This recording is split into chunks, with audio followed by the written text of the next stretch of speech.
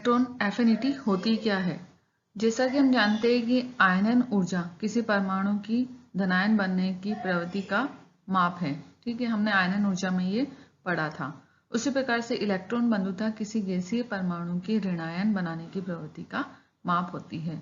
आयनन ऊर्जा कब आवश्यक होती है? इलेक्ट्रॉन जब किसी परमाणु से रिमूव होता है तो इलेक्ट्रॉन को रिमूव होने के लिए कुछ एनर्जी की आवश्यकता होती है, जिसे आयनन ऊर्जा कहते हैं। ये हमने पिछले लेक्चर में पढ़ लिया है।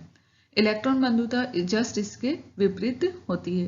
इलेक्ट्रॉन बंधुता ऊर्जा की वह मात्रा है जो किसी गैसीय या आइसोलेटेड एटम में से इलेक्ट्रॉन जोड़ने पर मुक्त होती है।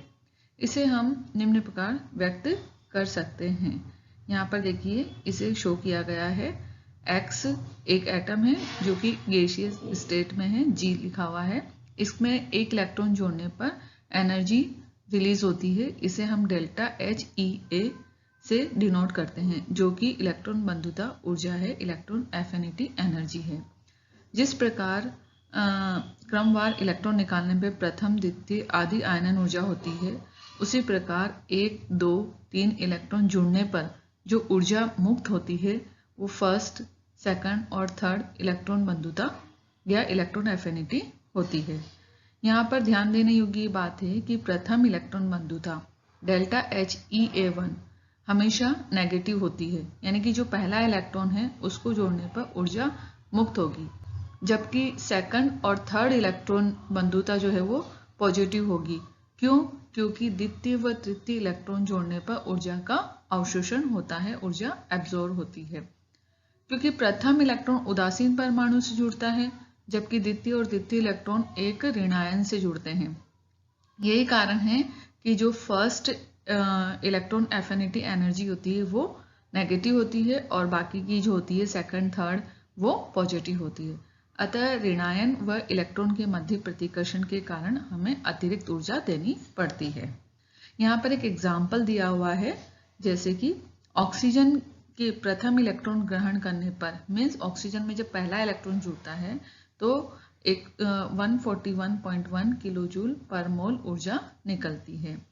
लेकिन जब उसमें दूसरा इलेक्ट्रॉन जोड़ते हैं तो दूसरा इलेक्ट्रॉन जोड़ने पर जो ऊर्जा देनी पड़ती है वो होती है 704.3 किलो जूल पर मोल।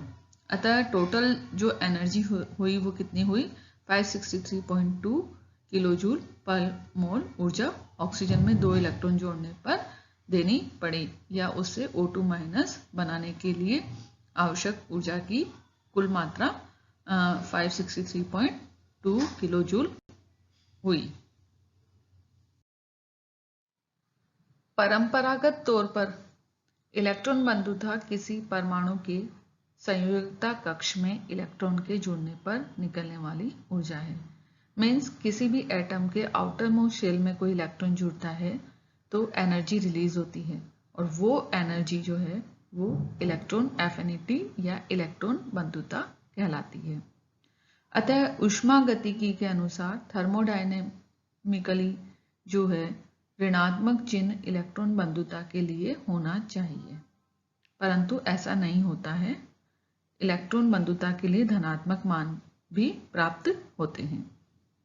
इलेक्ट्रॉन बंधुता को ऋणायन की आयनन ऊर्जा के समान माना जाता है।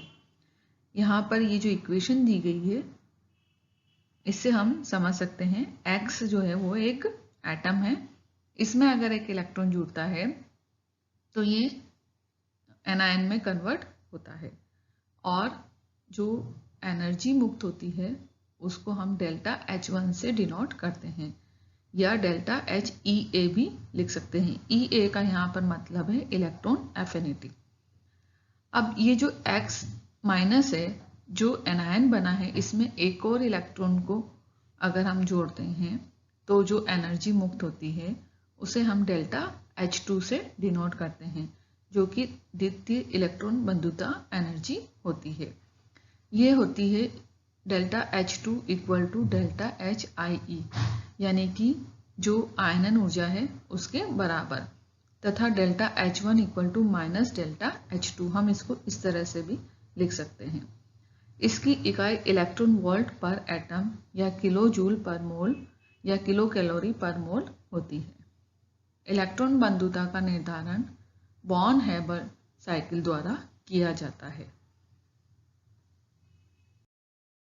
इलेक्ट्रॉन बंधुता के निर्धारण की विधि, methods of determination of electron affinity. Electron बंधुता का प्रयोगों द्वारा सीधे निर्धारण बहुत कठिन होता है। मीन्स हम इसको एक्सपेरिमेंटली, हम डायरेक्टली इसको निर्धारण नहीं कर सकते हैं, डायरेक्टली इसको नहीं बता सकते हैं। अतः अधिकांश तत्वों की इलेक्ट्रॉन बंधुता सैद्धांतिक गणनाओं द्वारा, परोक्ष विधि द्वारा बॉर्न हैबर साइकिल की सहायता से ज्ञात की जाती है। मतलब कहने का यह है कि इससे प्रैक्टिकली जो है वो डायरेक्ट नहीं बताया जा सकता है, इसलिए इसे थियोरेटिकली बॉर्न हैबर साइकिल द्वारा इसकी गणना की जाती है। बॉर्न हैबर साइकिल क्या है? बॉर्न हैबर साइकिल एक सैद्धांतिक ऊर्जा चक्र है जिसे मैक्स बॉर्न तथा हैबर ने हेंस के नियम का पालन करते हुए दिया था, जो इस मान्यता पर आधारित है कि किसी भी चक्रीय प्रक्रम में ऊर्जा परिवर्तन शून्य होता है। इट मीन्स ऊर्जा में कोई भी परिवर्तन नहीं होता है। ऊर्जा का जो परिवर्तन होता है टोटल वो 0 होता है, चेंजेस 0 होते हैं। मूल रूप से बॉर्न हैबर चक्र द्वारा इलेक्ट्रॉन की गणना की जाती थी। ठीक है, पहले क्या होता था कि इस साइकिल द्वारा इलेक्ट्रॉन की गणना की जाती थी, इलेक्ट्रॉन कैलकुलेट किए जाते थे, किंतु अब इसके कई सारे अनुप्रयोग है, कई सारी एप्लीकेशंस हैं। बॉर्न हैबर चक्र द्वारा NaCl बनने की प्रक्रिया को निम्न पदों में पूर्ण किया जाता है। तो NaCl बनने की जो प्रक्रिया है उसको हम बॉर्न हैबर साइकिल द्वारा समझ सकते हैं, जिसके कुछ स्टेप्स हैं जो यहाँ पर दिए गए हैं। यहाँ पर देखिए एक डायग्राम दिया गया है, ये बॉर्न हैबर चक्र है जिसमें NaCl का निर्माण हो रहा है। तो NaCl का निर्माण किस तरह से हो रहा है इसको हम देखते हैं। इस चित्र से स्पष्ट हो जाता है कि सोडियम के लिए सबसे पहले देखते हैं। सोडियम के लिए ठोस सोडियम को गैसीय एवं सोडियम आयन बनाने के लिए डेल्टा H SUB का मतलब यहाँ पे सब्लिमेशन एनर्जी, उदरपातन ऊष्मा है, तथा IE का मतलब है आयोनाइजेशन एनर्जी की आवश्यकता है। ठीक है, यहाँ पर ये देखिए सोडियम है, ये सॉलिड स्टेट में है इसलिए यहाँ पर S लिखा हुआ है। अब इसका सब्लिमेशन होगा तो जो एनर्जी मुक्त होगी वो डेल्टा H SUB से डिनोट होगी और फिर ये गैसियस स्टेट में चेंज हो जाएगा। यहाँ पे G का मतलब है सोडियम अभी गैसीय अवस्था में है। उसके बाद में आयोनाइजेशन एनर्जी IE की आवश्यकता होगी और ये सोडियम जो है वो धनायन में कन्वर्ट हो जाएगा।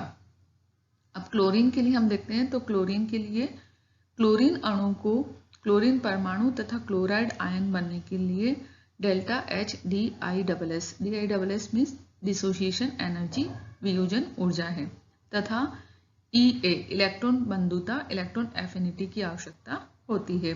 यहाँ पर ये देखिए ये जो क्लोरीन है वो अभी गैसीय अवस्था में है। ठीक है, इसका डिसोसिएशन होगा तो डिसोसिएशन एनर्जी की आवश्यकता होगी, वियोजन ऊर्जा की आवश्यकता होगी। फिर जो क्लोरीन है उसको क्या होगा, इलेक्ट्रॉन बंधुता यानी कि इलेक्ट्रॉन एफिनिटी एनर्जी की आवश्यकता होगी। क्यों? क्योंकि क्लोरीन में एक इलेक्ट्रॉन जुड़ जाएगा और जो क्लोरीन है वो ऋणायन में कन्वर्ट हो जाएगा, एनायन में कन्वर्ट हो जाएगा। तो इस तरह से इस स्टेप में सोडियम जो है वो धनायन में कन्वर्ट हो रहा है और इस स्टेप में जो क्लोरीन है वो ऋणायन में कन्वर्ट हो रहा है। दोनों प्रकार के आयन, कौन से दोनों प्रकार के आयन? सोडियम प्लस और क्लोरीन माइनस यानी कि केटायन और एनायन, ये दोनों क्या करेंगे, संयोग करके अब क्रिस्टल का निर्माण करते हैं। ये देखिए यहाँ पे सोडियम हमें धनायन के रूप में प्राप्त हो गया और इस स्टेप से जो क्लोरीन है वो एनायन के रूप में प्राप्त हो गया। अब इन दोनों का क्या होगा, कंबाइन होंगे, ये दोनों, इनका संयोग होगा और ये इस तरह से NaCl का निर्माण होगा।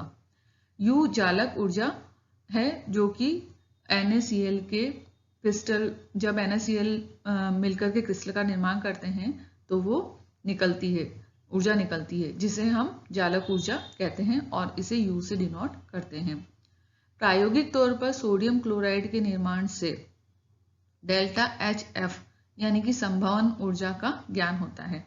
अभी देखिए Na प्लस और Cl माइनस ये दोनों कंबाइंड होकर के NaCl बने, तो ये U यहाँ पर जो है वो जालक ऊर्जा ये निकली। और अगर हम प्रैक्टिकली देखें तो यहाँ पर Na और ये Cl ये कंबाइंड होते हैं और संभवन ऊर्जा ये डेल्टा HF का ज्ञान होता है और Na और Cl मिलकर के यहाँ पर भी NaCl बना रहे हैं। तो ये तो प्रैक्टिकली है और ये बॉर्न-हैबर साइकिल द्वारा समझाया गया है। NaCl के लिए U तथा Ea को छोड़कर सभी मान ज्ञात किए जा सकते हैं। यदि जालक ऊर्जा U का मान हमें ज्ञात होता हो तो इस मान को बॉर्न-हैबर साइकिल द्वारा प्राप्त समीकरण में रखकर इलेक्ट्रॉन बंधुता का मान ज्ञात किया जा सकता है। बॉर्न-हैबर चक्र द्वारा जो समीकरण प्राप्त होती है उसमें हम सभी एनर्जी के मान रखकर इलेक्ट्रॉन बंधुता निकाल सकते हैं। अभी हमने NaCl के लिए बॉर्न-हैबर साइकिल देखा था जिसमें हमें कई सारी ऊर्जा का ज्ञान प्राप्त हुआ था। इसमें जो ऊर्जाएं होती है वो क्या क्या होती है? सबसे पहली है डेल्टा HF यानी कि संभवन ऊर्जा, ओके। उसके बाद में यहाँ पर delta HSUB sublimation energy, IE ionisation energy, delta HDISS dissociation energy और EA इलेक्ट्रॉन एफिनिटी और जो U है वो है जालक ऊर्जा। तो इन सभी एनर्जी का योग जो है वो कितना आएगा? 0, क्योंकि अभी मैंने आपको बताया था कि बॉर्न-हैबर साइकिल जो है उस प्रक्रम में ऊर्जा में परिवर्तन 0 होता है। Change in energy is equal to 0। तो इसीलिए यहाँ पर ये जो ऊर्जा में परिवर्तन हो रहा है वो 0 होगा और यही कारण है कि इन सबको अगर हम ऐड करें तो उसकी वैल्यू 0 आएगी। अब हम NaCl के लिए इलेक्ट्रॉन एफिनिटी निकालते हैं। NaCl के लिए डेल्टा HF की वैल्यू होती है 411 किलो जूल पर मोल।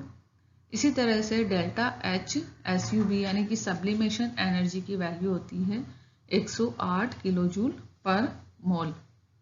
आयोनाइजेशन एनर्जी की वैल्यू होती है 495 किलो जूल पर मोल और डिसोसिएशन एनर्जी जो है उसको हम निकालते हैं तो इसकी वैल्यू हमें प्राप्त होती है 122 किलो जूल पर मोल।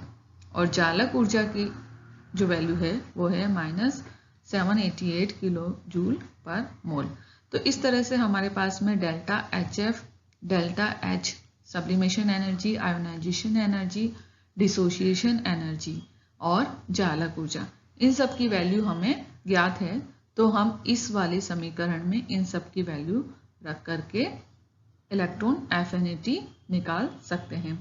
तो चलिए इन सब की वैल्यू रखते हैं।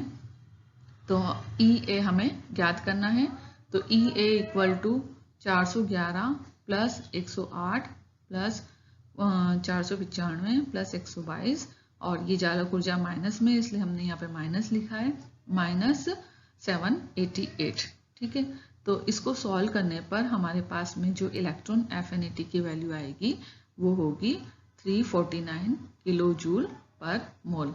तो इस तरह से हम ये जो इक्वेशन है सभी एनर्जी को एडिशन करके और इस इक्वेशन में एनर्जी की वैल्यू रख के किसी भी कंपाउंड के लिए हम इलेक्ट्रॉन एफिनिटी निकाल सकते हैं बॉर्न-हैबर साइकिल द्वारा।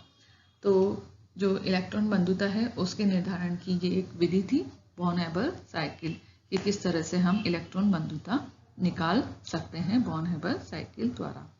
तो इस लेक्चर में इलेक्ट्रॉन बंधुता की जनरल बातें और इलेक्ट्रॉन बंधुता के निर्धारण की विधि मैंने आपको बताई है और ये सारी चीज़ें जो हैं वो आपको क्लियर हो गई होगी।